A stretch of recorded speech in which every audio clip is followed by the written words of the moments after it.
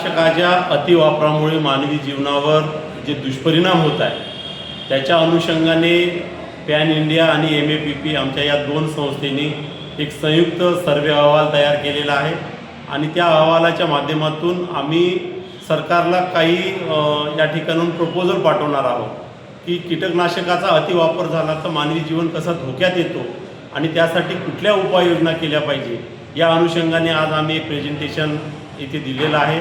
यवतमाळ जिल्ह्यातल्या 16ही तालुक्यातून एक सर्वे रिपोर्ट आम्ही पुढे आणला जो 2022 ते 2024च्या दरम्यान हा सर्वे रिपोर्ट झालेला आहे।